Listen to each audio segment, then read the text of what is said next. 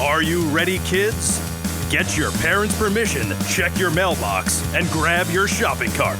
It's time for the Adventures in Collecting podcast. I'm Eric. And I'm Dave. Welcome to Adventures in Collecting, where we talk toy news, culture, and hauls, along with our journeys as collectors.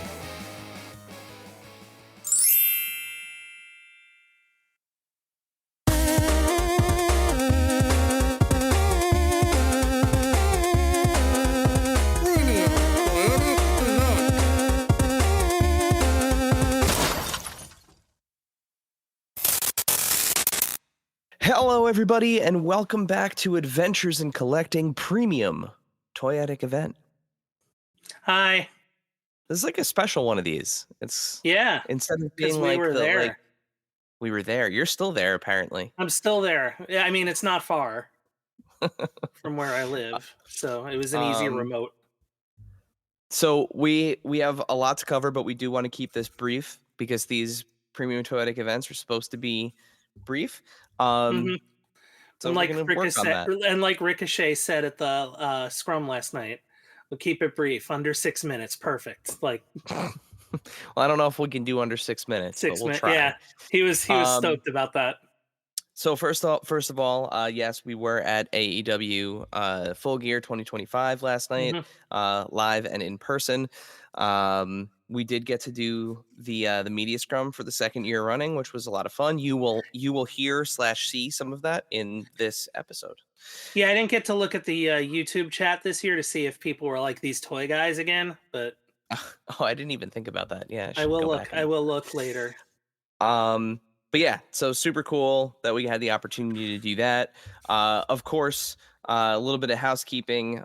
First and foremost, congrats to your Gotham FC, Dave. Your NWSL champions for second time in 3 years. So yeah, pretty cool. Very cool.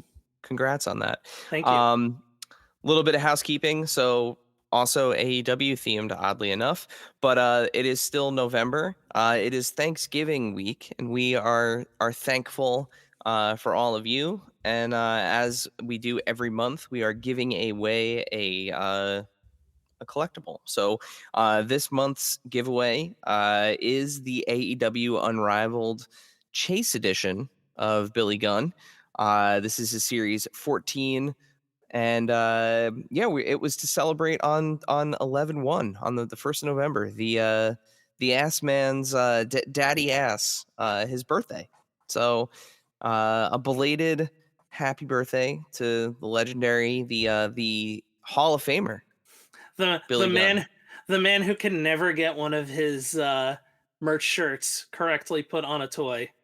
Yeah, for obvious reasons. Yep, he is always just inappropriate enough. But you can head over to @AIC_podcast. Take a look at our pinned post, or apparently I just realized this looking at the screen, or you can go on Real Billy Gunn's Instagram page and you can find the post there too. So that's pretty fun. He shared it. Awesome. I didn't realize he accepted the collaboration request. So thanks, cool. Billy. Happy birthday, and go win a really cool figure. That's the giveaway for this month. And then just a little precursor. So as we have done in the past and try to do every year, December's giveaway will be the holiday in a box. So this year has some really, really cool stuff in it that we have been squirreling away throughout the year. It's got some really cool stuff in it. So come December 1st or thereabouts, this one's the holiday in a box is always tough to photograph because there's so much in there. Yeah, but there's a lot. Yeah. So we will post the December giveaway, and like I said, this year it's a pretty cool box. This might be actually my favorite holiday in a box we've done so far. So really, really, really cool opportunity to get some stuff for yourself, potentially for loved ones. Whatever you choose to do with the boxes is up to you. But there's some really cool stuff in there. So definitely keep an eye out on our social media for that. So I just realized I match my Your kaiju that I Your- got. Nice. Yeah. So if this is your first premium Toyetic event, don't get used to this because this is not how these usually go.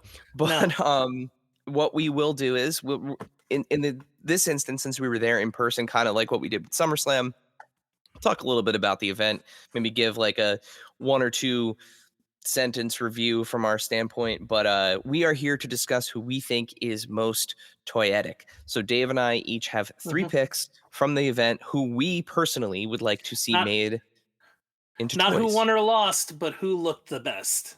Yep. This is like the little tiny, or I should say 1/12 or 1/10 scale red carpet.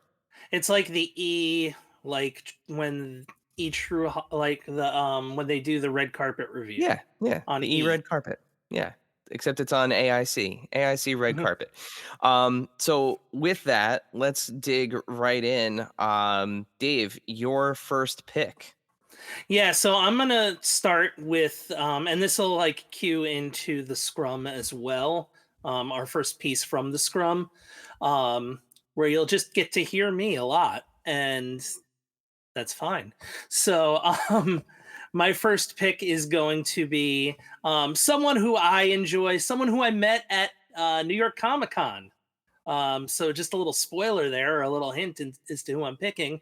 I'm going to give emotionally, and I'm going to telepathically give 5 big booms to Big Boom AJ, who is now teaming with former 1 year ago arch rival QT Marshall, reuniting the Jersey Indie guys.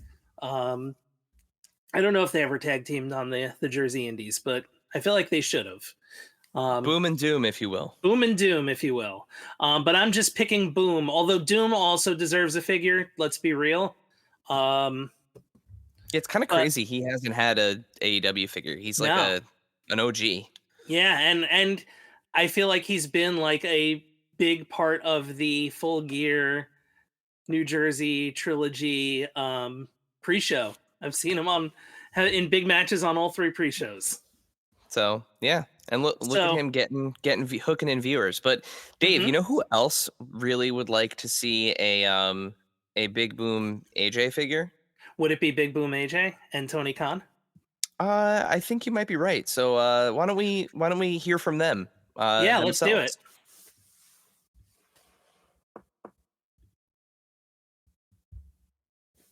Hi, AJ. Dave Weinbrecht from Adventures in Collecting. Hey, Dave. So it's your 2nd year at FullGear, second victory. Thank you. It's now time, I think, where we discuss like, hey, is there going to be a Big Boom AJ action figure? And would it be like a Costco exclusive, something along those lines? You have this one? Oh, 100%. There's going to be a Big Boom AJ action figure. I think that's may I say 5 big booms? 5 big booms. Boom, boom, boom, boom. Does it come with a chocolate chunk cookie? Yeah, that was pretty excellent. Whoever asked, does it come with the chocolate chunk cookie at the end, deserves some I think it was accolades whoever asked AJ the next question. That was a great follow-up. Renee. But yeah, it would be awesome if, you know how like Jada and Hasbro just did the collaboration with Kith. Could you imagine like a Kirkland AEW like cross-brand AEW Jazzwares Jazzwares figure? I mean, that would be pretty awesome. It'd be pretty great. That's a promotion that's weird enough to work that it would really be well. Great. Yeah. Like the Kirkland Nike SBs. Exactly. Exactly. But yeah, give him a cookie like in a chicken bake as the accessories. He's never, even though he has a merch shirt now, give him like a Kirkland signature sweatshirt. Yeah, everybody wins. Everybody wins. Great first pick, and regardless of how you feel about the Costco guys, the AEW audience loves them. They do, and they put on a good show. You know, they get it. AJ couldn't be a nicer guy. Like Yep. So yeah, great first pick. Headed into my first pick is a tag team with one of my favorite tag team names, I think, ever. I love both Tony Storm and Mina Shirakawa, and yeah, I love the timeless love bombs, Dave. Um, Who doesn't, Eric? Now we've gotten a couple of Tony Storm figures. I think we've had like 3 or 4 now. We had one in her original kind of red and black gear, the Yeah, black and the white, Motley Crue gear, I call it. yeah, black and white ringside exclusive. We had the Australia, the what was that? All Well, in, Grand right? Slam, Grand Grand Slam Slam. Australia. We had that exclusive, which is the one that I have in my collection, and then there was recently a Jazzwares Vault exclusive. Now, the thing about all of those figures is she is wearing her old school kind of like 2-piece style ring gear, Mhm. as opposed to the more the singlet look that she has with the red boots. Um, yeah, I just think this is an awesome look for her and something that she's been wearing kind of more frequently, I would say.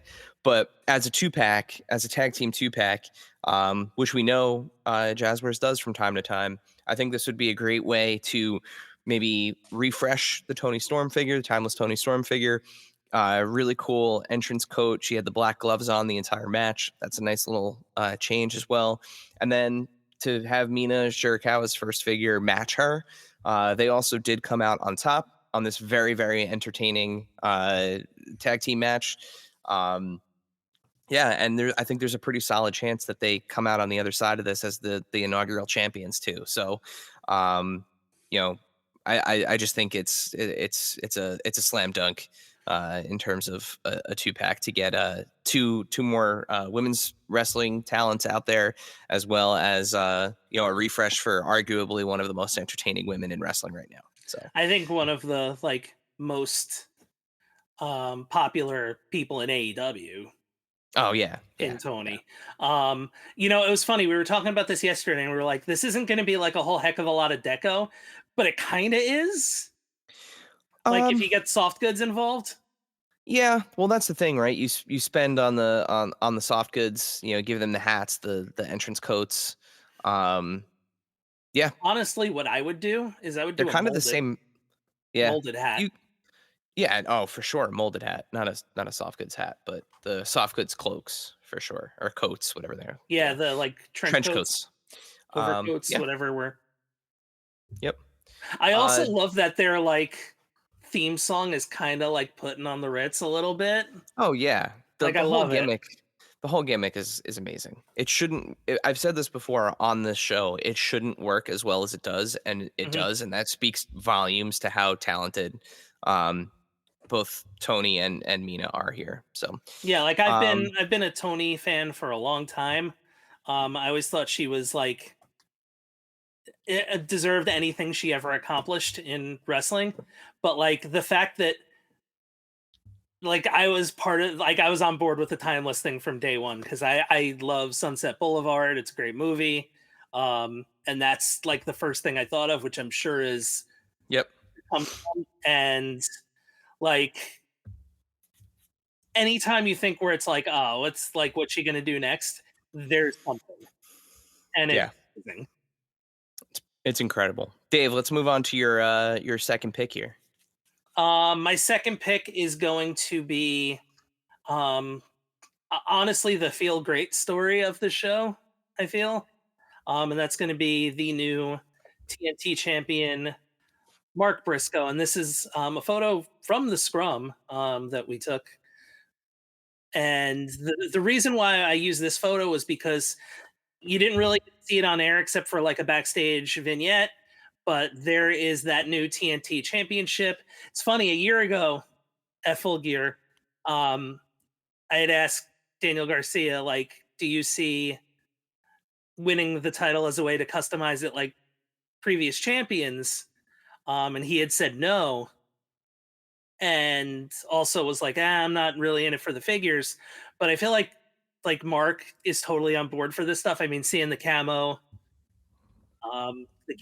strap for the belt and the plate colors matching, like it's definitely we've had a whole bunch of Mark figures and deservedly because Mark's great. Um, but hey, let's queue up another one. I don't think he's got one with the mohawk, so Yeah, I think all of his figures, like the one that I have, are the bald. He's bald. Mm-hmm. And he's for a guy who wears camo, he's an incredibly toyetic and just magnetic personality. Like you can't help but like Mark Briscoe. Yeah, him the Vaseline failing on him during the press conference was kind of amusing. If you haven't watched it, I highly recommend going back and watching the scrum, but he starts bleeding in the middle of his and is just like trying to stop himself up. Dripping down his face, and like you can't help but like be like, this is so Mark Briscoe, but also like, can somebody just give this man a Band-Aid? Like, can we take care of this man? Yeah. His like family were like right outside the door too. It was pretty funny. Yeah. But I another guy I've been a long time fan of, it was cool. He gave the shout out to the old CZW era, which when I was probably in college at that point. So I've definitely seen like a lot of early Briscoe matches when they were probably too young to be wrestling in, I think, the state of Pennsylvania. So it's really cool to see how much both Mark and his brother had accomplished over the years and how much Mark continues to accomplish. Yeah, for sure. And now, a word from our sponsors. This segment is brought to you by our friends at Chubsy Wubsy Toys. A traditional mom-and-pop toy store in Little Falls, New Jersey, Chubsy Wubsy Toys brings you the best new toys from the brands you love without the hassle of pounding the pavement searching for them at larger retail stores. Visit them in person at their brand new home at 101 Newark Pompton Turnpike, Suite 1 in Little Falls, New Jersey, or online at chubsywubsy.com. That's CHUBZYWUBZZY.com. And tell them Adventures in Collecting sent you. And now, back to the show. So that takes us to my next pick, and I'm going to stay on theme here with new hardware because we also got to see the inaugural national champion get crowned, and that is Ricochet.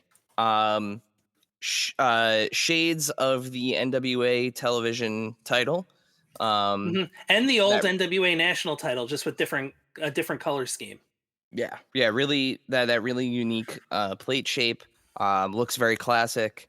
Really cool throwback, honestly. And Ricochet, in heel fashion, stole the W here in the match. It was another exciting match, the gauntlet match that, frankly, like I don't think it makes no sense. The gauntlet match makes no sense, and I know that's the point of it. But it's a casino. Anything can happen in a casino. Yeah, it's wild. And I say it makes no sense, and that's not me negatively critiquing it. It's just me saying the match makes no sense. So it kind of keeps you on your toes the entire time. So it was cool to see him, effectively steal the win, not knowing if there was like more people coming out or, that's the cool point of the match. Like why I think it is popular and is successful is that it's organized chaos, like a roll of the dice. Like you're in the casino, you put your money on something and, could win, you could lose, you could be left at the door. Like we heard from Big Boom AJ, let's hear a little bit about the potential of a Ricochet. I'm gonna try to get my hair out action of my figure. face. While Dave gets his hair out of his face, you guys can watch this video.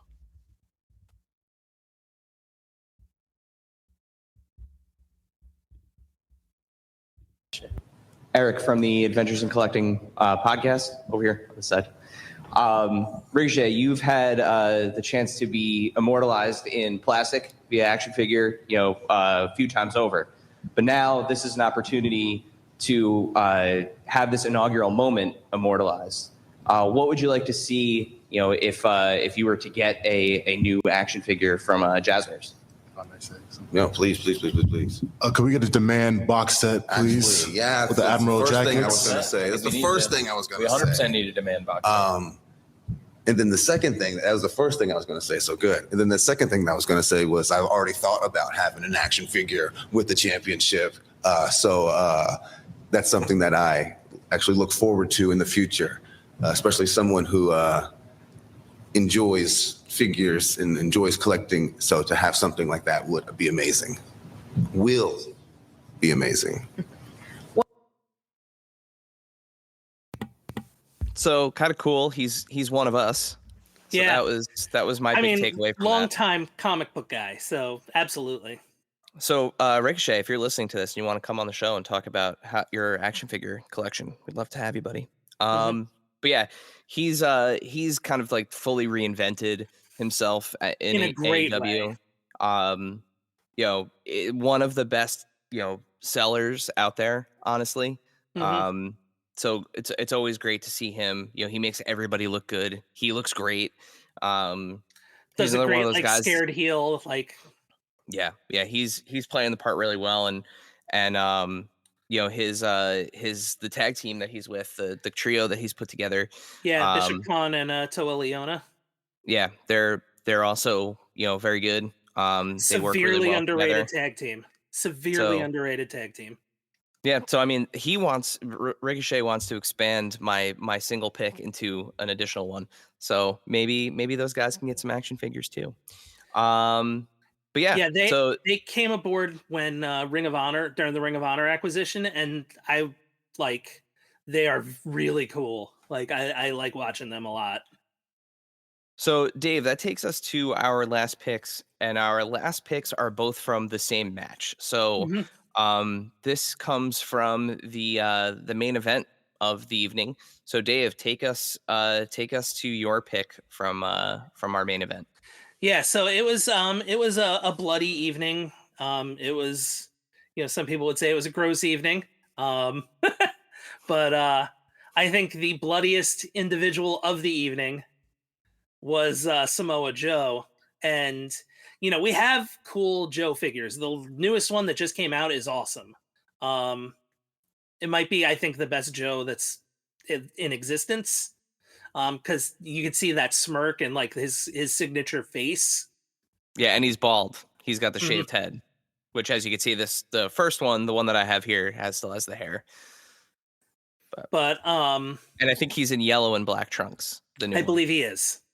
So I think that a ringside blood and guts Joe would rule, especially considering how much the white ring ropes were red by the end of the match. I was genuinely there was an extra who had white Air Forces on, and his sneakers were red by the end of the match, or by the end of the Swerve appearance at the end of the show. No spoiler alert, but I'm sure you've read the results this morning. So we've collectively seen a lot of wrestling over the years. And I know I've gone to death matches. Yeah, I have yet to go to a death match. Not that I'm afraid to go or anything. It's just the opportunity has not presented itself. It can be harrowing in person, to be honest. But this was the bloodiest match I had ever seen in person. Yeah, for sure. And we were on the floor for this, which was an incredible experience, by the way. If you ever have the opportunity to watch one of these events from the floor, can't recommend it enough. But he was wet, bloody wet for a good 15 minutes straight, where there was one spot that they did where he was sitting on the corner, on the turnbuckle on the corner, looking down, and Hangman was kind of taking it to him. There was a puddle under them when they were, and I mean an actual wet puddle. He was spurting like Steve Austin at one point. Yeah, it was actually in a similar position as if you're watching this on YouTube. Which, if you're watching this on YouTube, hi, thank you. Hi, thank you. Yeah, tell your friends. But there was a spot like this where his head was over the ropes and he was spurting. It was something. The adrenaline was running. Yeah. But I'm going to take Bloody Joe off the screen here in his blue and black trunks, and I'm going to move on to my final pick, which, like I mentioned, is also from the main event. And it lets me switch to it. There we go. Hangman Adam Page himself, he's had some really good figures and some kind of, I'll say, questionable ones in terms of like the likeness department. But we have yet to have him in kind of his post heel run, kind of return to form with the suede jacket and the more kind of like flashy ring gear pants. I love this look for him. He came out in the to the Red Dead Redemption music, which popped a lot of people. Yeah. And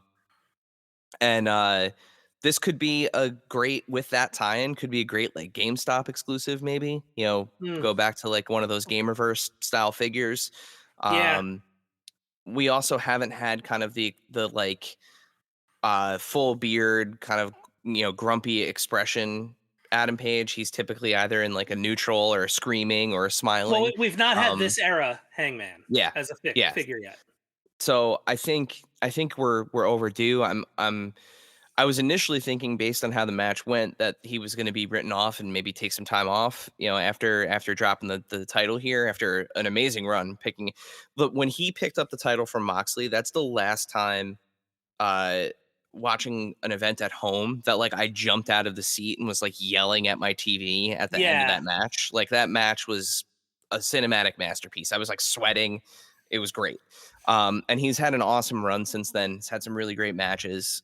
So I think it's fair to take this version of Hangman and get him a new figure.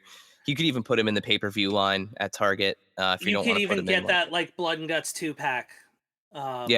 From ringside, like the Darby and I would want a clean version of this. It can easily be a why not both. So, but yeah, if you're gonna do the tooling and stuff for it, you might as well. But yeah, so that takes us through our picks.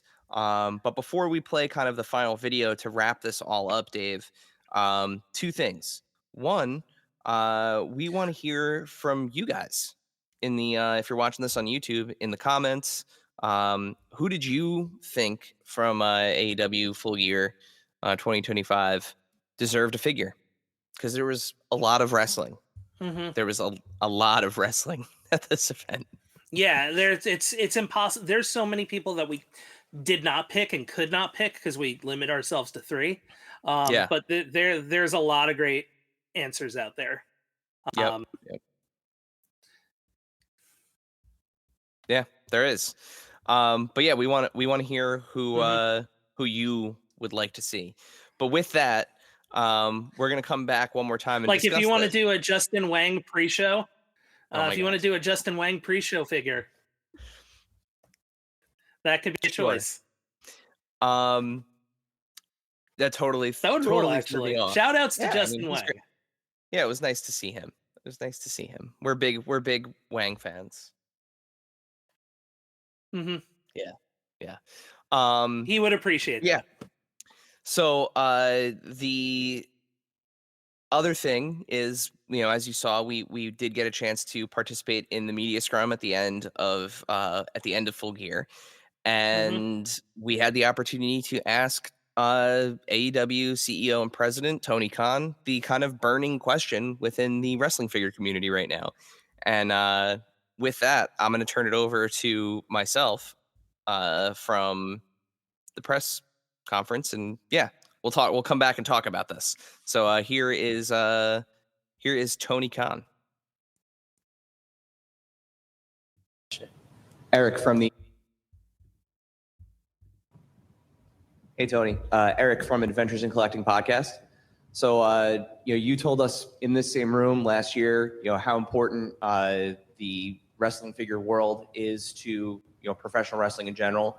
And in our community, there has been some ambiguity in terms of what AEW's relationship is with Jazzwares headed into 2026 and beyond. So I was just wondering if maybe you could provide some clarity as to what collectors can expect in regards to that relationship.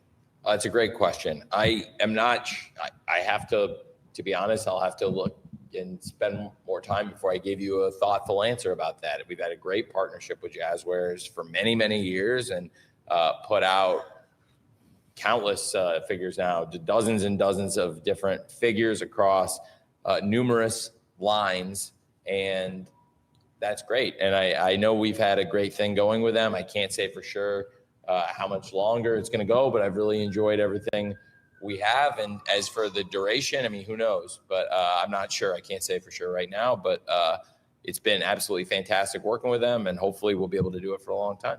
Thanks for asking. So yeah, it's a very PR friendly answer. It's kind of like the I can't tell you, but hey, thanks for asking sort of thing. But it does spin us into the world of speculation. So I also feel like it did kind of put that idea on his radar. Yeah, I mean, that was kind of the hope. I mean, so outside of doing adventures in collecting, I've worked in marketing and corporate comms and PR for almost 14 years now. So you know, I'm very well familiar with the types of questions that will get deflected upon. But yeah, it is one of those things where the hope is, you know, knowing that he has an affinity for collectibles and that he appreciates how important they are to the industry and the brand, that he will now go back and maybe be like, hey, reminder, what's going on with this thing, right? If he is not necessarily, you know, connected into it. The other thing is, it does put us in this kind of realm of speculation. So we don't know what we don't know. But we can compare situations to other situations that do have some sort of finite outcome. And the thing that comes to mind is the Mattel, DC, McFarlane, Spin Master situation. Kind of on both ends, right? Yeah. So like you the go beginning of McFarlane, the renewal of McFarlane, and now the end of McFarlane. So you go all the way back to the beginning, and I promise I will make this quick for those of you that may be already all too familiar with the situation. But I also spoiled the TLDR version. Well, you go back to the beginning of the announcement that McFarlane and Spin Master were taking over DC from Mattel.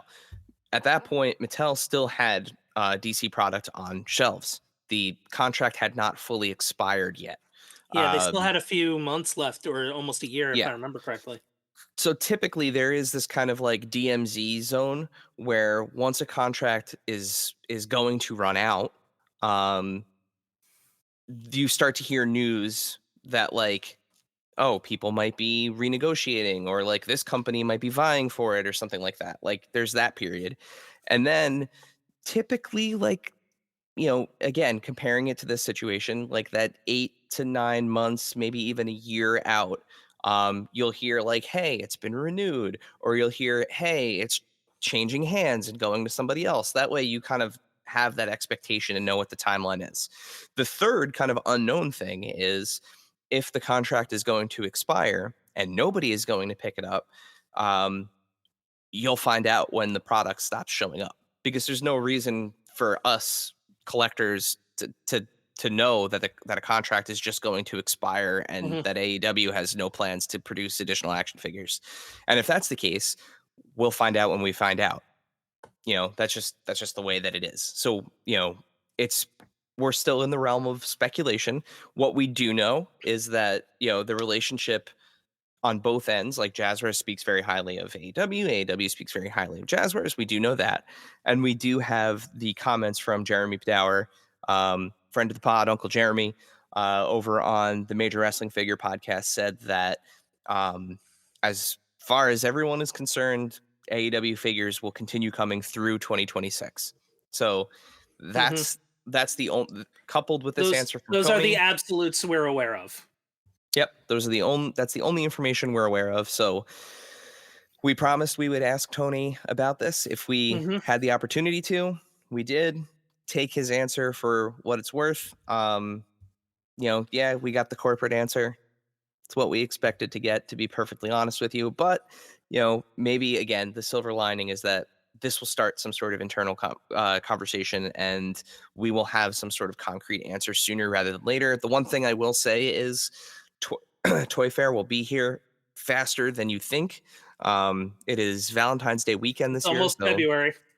So it is that second week of February in New York City. We will be there. And you better believe if there's information about the AEW figure line, we will make sure that we cover it. So yeah, with that, this has been AEW FullGear 2025. Dave, any closing remarks? Anything that you wanted to add about the show itself? I mean, it was a long show, but it was a very good show. I'm looking forward to see what comes up next. What the kind of future of story is going to be, because there were some really cool developments coming out of the show. You know, you had Swerve and Adam Page looking to kind of almost be together against the Ops. You had Eddie Kingston is going to be floating somewhere in there because Hook turned on. Yeah, he turned on Hangman to go back to the Ops. Maybe he was never out of the Ops to begin with. We won't know. Maybe he was a psyop within the Ops. We have no idea. You know, we could be Okada we're and looking Takeshita. at the Okada and Takeshita having problems. We're looking at the Elite being back together, with Jurassic Express being a part of it.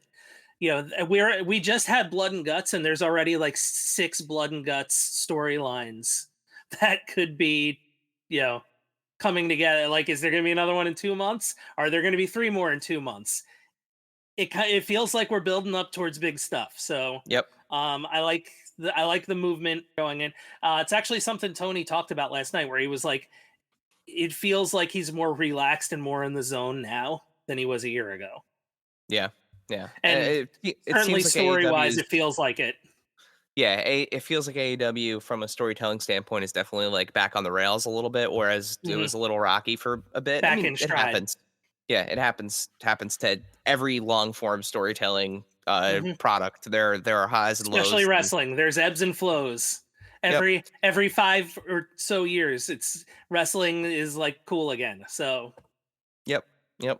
Well, we hope you enjoyed this extended edition of Premium Toyetic Event. We will be back soon. Probably Survivor Series would be my guess, with another PTE. And Dave, until then, send everybody home. Happy Thanksgiving if you celebrate. Yeah, happy Thanksgiving, actually. That's a very nice one. Give thanks. And get stuff on sale on Friday. Yeah. Use those links. Thank you for hanging out with us today. Subscribe, rate, and review this podcast wherever you listen, and then tell your friends to do it. Thanks also to Joe Azari, the golden voice behind our intro. Learn more about him in the show notes. Our music is Game Boy Horror by the Zombie Dandies. Follow us on Instagram and TikTok at Adventures in Collecting, and on Twitter at AIC_podcast. Stop by and say hi. Show us your hauls and photos. Tell us your toy stories. Maybe we'll talk about it on a future episode. Don't try this at home. Void where prohibited and some assembly required. Each sold separately, not a flying toy. Consult a physician if your toy run exceeds more than 4 hours. This has been a non-productive media presentation. Executive producer Frank Hablawi. This program and many others like it on the Non-Productive Network is distributed under a Creative Commons Attribution Non-Commercial No Derivatives license. Please share it, but ask before trying to change it or sell it. For more information, visit non-productive.com.